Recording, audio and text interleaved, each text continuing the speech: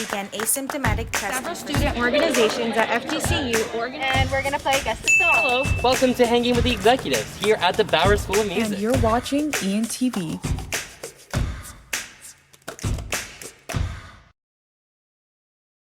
Welcome back, everyone, to Week 3 of Hard Hitters. I'm your host today, Nick Aslin, joined with Carson Zorn and Kevin Rollins.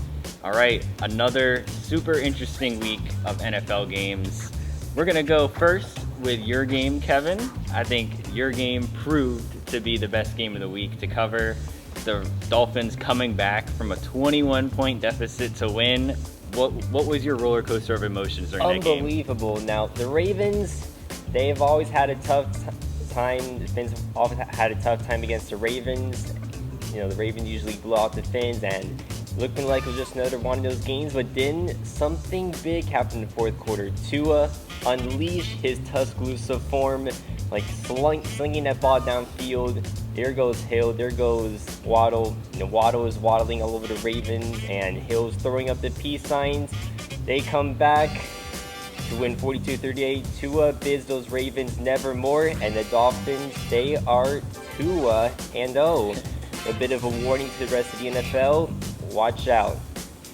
You know, when you got Tyreek Hill and Jalen Waddle on your team, it's going to be hard to not at least be competitive in every single game. So I was impressed with the Dolphins. They're definitely a threat in the AFC. I've pegged them as a wild card team, like the 5th seed from the very beginning of the season. So we'll see what happens with them. Yeah, for sure. Very deadly wide receiver duo there in Miami.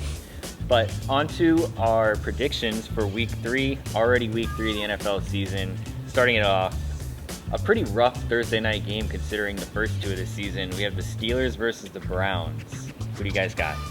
The Browns, they're a bit better than people think. They did lose in embarrassing fashion this past week to the Jets, but I think the Browns, they bounce back. They play a lot of good defensive football.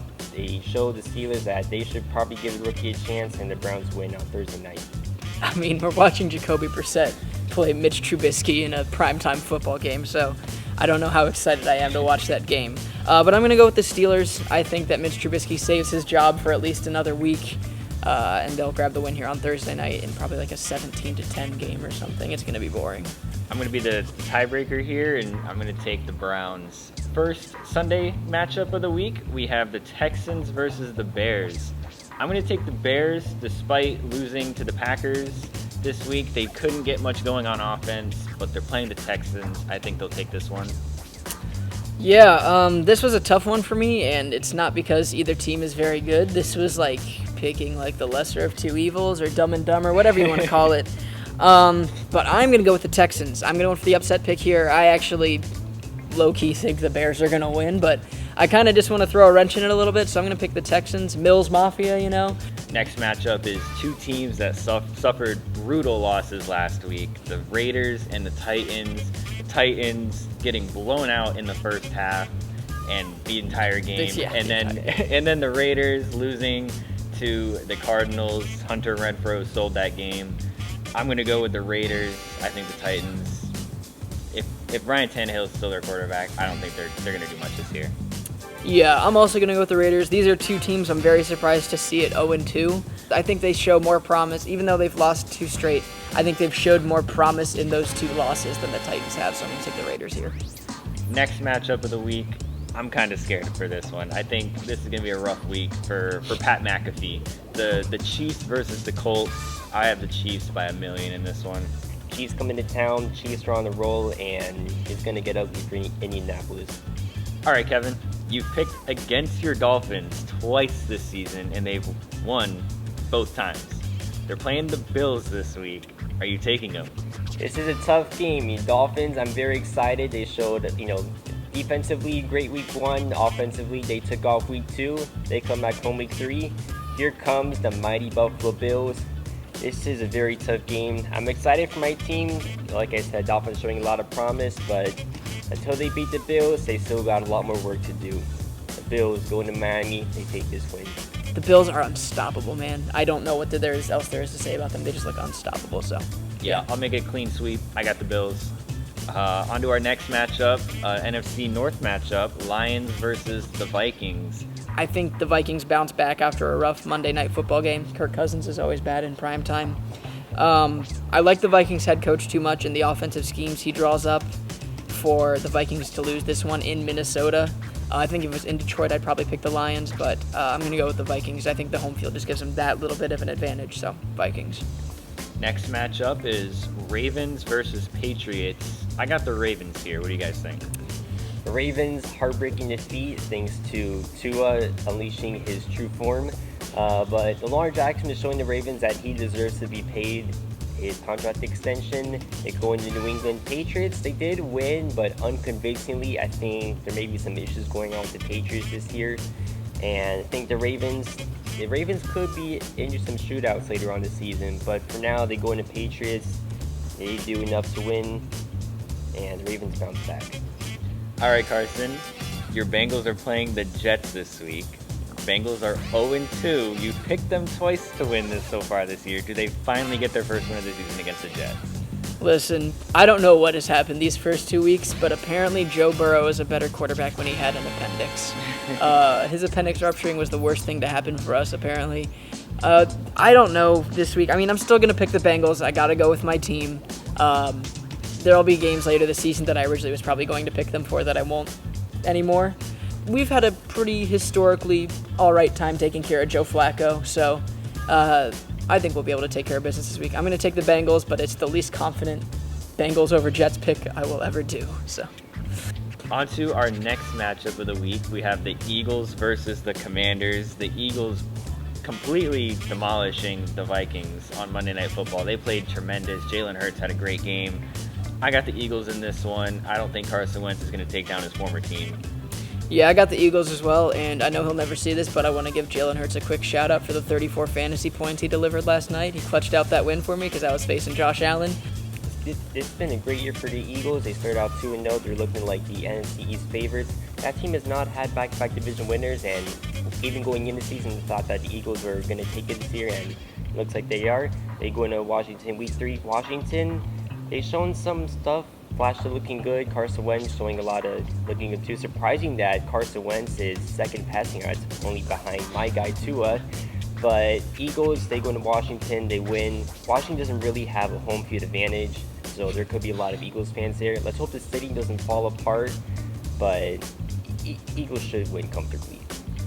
Saints versus Panthers up next.